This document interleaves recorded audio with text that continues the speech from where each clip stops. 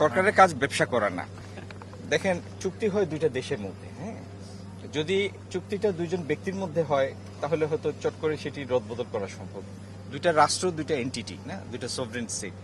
তো দুইটা রাষ্ট্র কোনো চুক্তি করলে চট করে সেটা থেকে এরকম ইচ্ছা স্বাধীন পরিবর্তন করা যায় না। তবে চুক্তির মধ্যে তো বিভিন্ন ধারা থাকে, দুইটা পক্ষ। কিছু ধারা একটা পক্ষের অনুকূলে যায়, আরেকটা পক্ষের অনুকূলে আরো কিছু ধারা যায়। এটা মিলেই তো চুক্তি, দুই পক্ষের জন্য একটা উইন উইন সিচুয়েশন তৈরি করার প্রয়াস থেকে চুক্তি। তো চুক্তি যেটি হয়েছে এটির বাস্তবায়নের সময় যদি এমন, আমি আবার পরিষ্কার করে বলছি, এটির বাস্তবায়নের সময় এমন কোনো কিছু যদি আমাদের সামনে আসে বা প্রতিভাত হয় যে এটি বাংলাদেশের স্বার্থের অনুকূল নয়, তাহলে সেই ধারা সংশোধন করার সুযোগ এই চুক্তির ভিতরেই রয়েছে।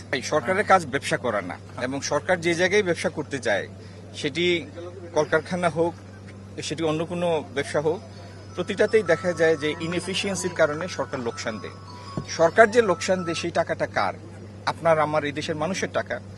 তো এই পাবলিক ফান্ডটার ভালো ম্যানেজমেন্ট হবে, সেই জন্যই তো মানুষ এক একটা রাজনৈতিক সরকারকে দেশের ব্যবস্থাপনার জন্য পাঠায়।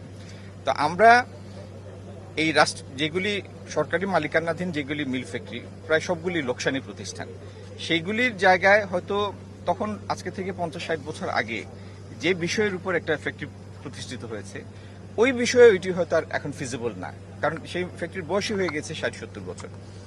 সেই সমস্ত জায়গায় আমরা ব্যক্তি খাতের বিনিয়োগকারীদের ডেকে অন্য মিল ফ্যাক্টরি করে যাতে তারা এমপ্লয়মেন্ট ক্রিয়েট করতে পারেন, সেই জন্য তাদের কাছে প্রস্তাব চাচ্ছি।